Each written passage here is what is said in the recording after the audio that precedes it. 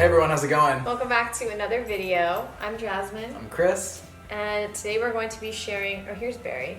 Barry wants to leave. Today we're sharing a vegan date night menu with you. So Chris and I do date nights a couple times a month, but we rarely do an at-home date night. And if we stay home, we just kind of melt into the couch and don't really do anything special. So I thought it would be nice if we actually cleaned ourselves up, made some good food, and had like a proper date night at home. Meanwhile, I'm wearing a sweatshirt and mowed the lawn. You showered. You showered. And also, there is a Yankee game going on. Very important. Hence all the gear right now. So it was another reason why we wanted to stay home. I thought it would be fun to share another fall date night with you guys because we had a video just like this come out last year. You guys seem to really like the recipes we put out. So coming out with some more cozy recipes for you. And we did a lot of pumpkin in our other videos, so kind of moved away from that. I guess kabocha squash in other countries is called pumpkin, but for us it's kabocha squash. We're all pumpkined out. So what did I put together, I guess? 'Cause I've been doing all the talking, so. So Jasmine made a potato leek soup, which is bomb. It's on our blog. Love it. All of this is. And then we have a kabocha squash and red pepper pasta with some tempeh. Love the tempeh. I've been stealing little pieces all day. And then for dessert we have some apple crisp. With vanilla ice cream. And then I made some blood orange margaritas. Cheers. I actually haven't tried this, so. Woo! So, Alright. let's just get right into this.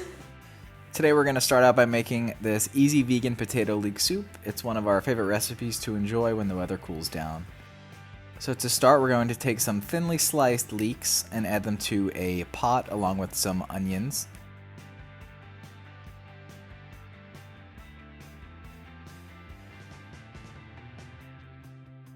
After a few minutes, we'll add in some diced fresh garlic, and then we'll just mix that in with the onions and the leeks and let that cook down until everything becomes translucent and fragrant.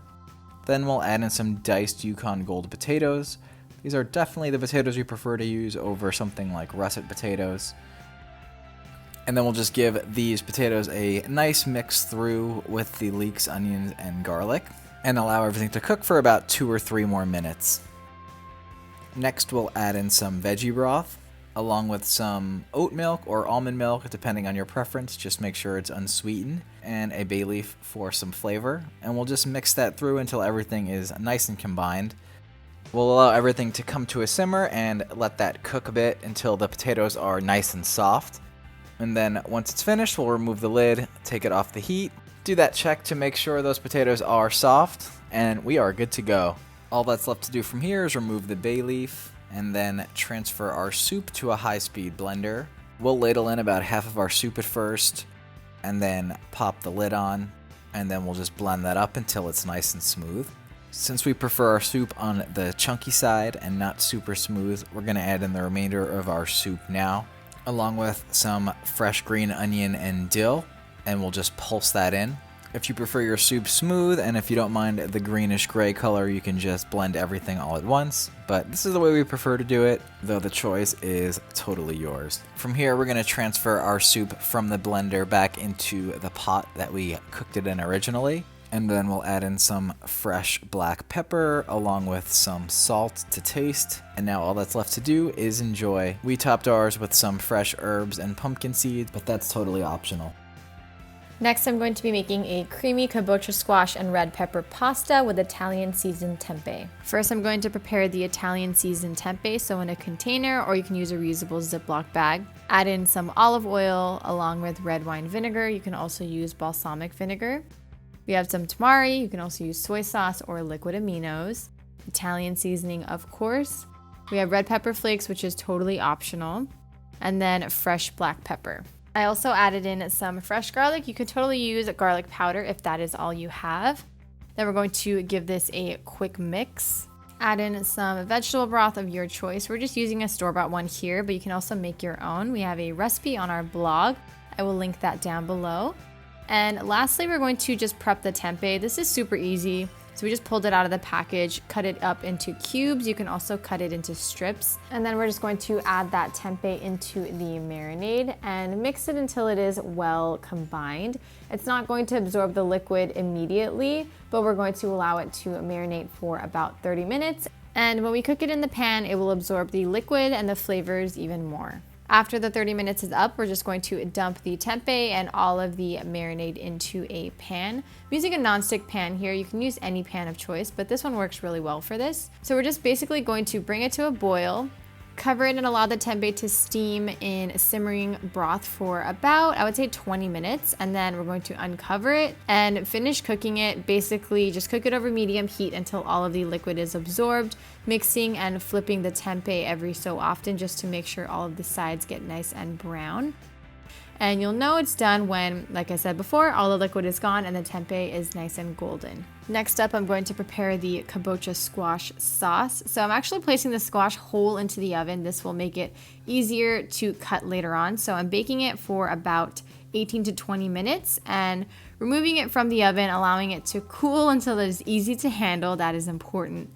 And then I'm going to cut it in half. Using a spoon, we're just going to remove all of these seeds from the inside of the squash, and you can actually clean these and roast them in the oven for a snack. I'm not going to show you how to do that today just because we got a lot going on here, but I just wanted to mention that in case you wanted to put these seeds to use instead of just discarding them. Next, I'm going to slice the kabocha into about 1-inch slices. Grab a baking sheet and place about 6 or 7 slices of the kabocha on it, along with some cauliflower, carrots, celery, onions, and we have a whole head of garlic here that we actually peeled the outer skin off of and cut about 1/4 inch off of the top. Place that cut side down, season everything with salt and pepper, and then we're going to pop this into the oven to roast for about 40 minutes. And I do want to mention you will have extra kabocha squash, but we just roasted it in the same exact way and we just popped those into the fridge and saved them for later. We saved it for a rainy day.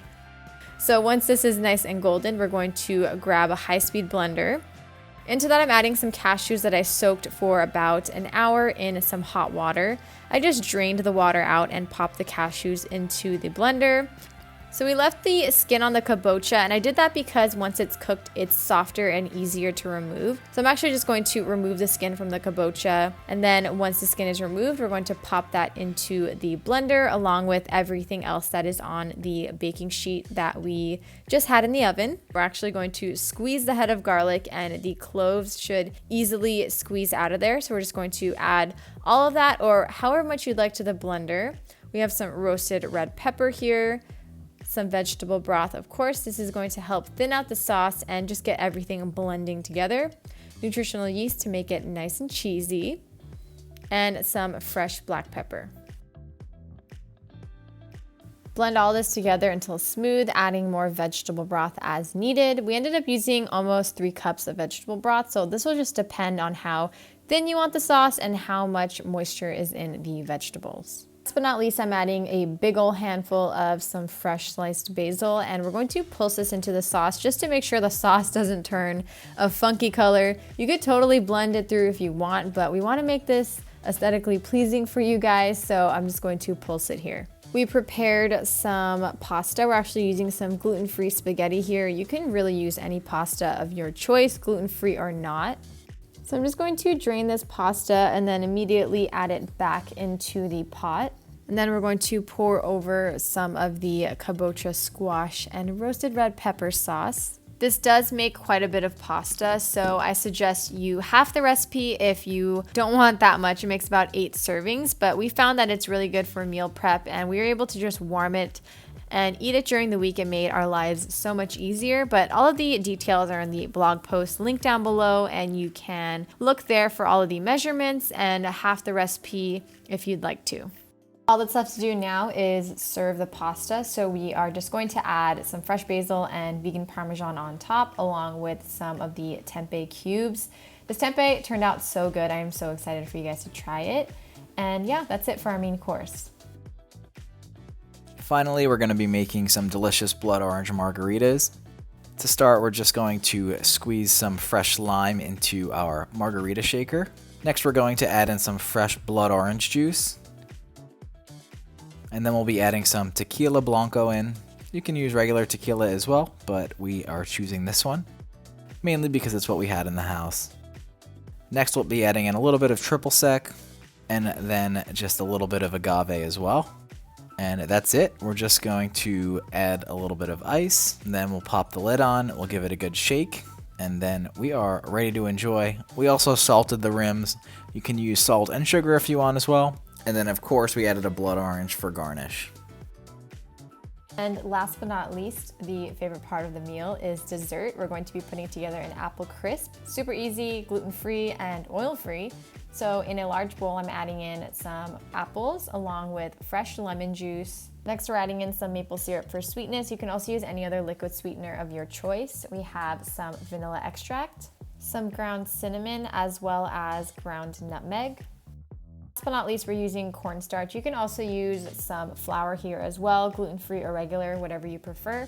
We're just going to mix this together until everything is well combined and nice and uniform. Then we're going to transfer this to, I would say, a medium-sized baking dish. This is about 8 by 10 inches. And we're just going to put it in and spread everything out until it is nice and even.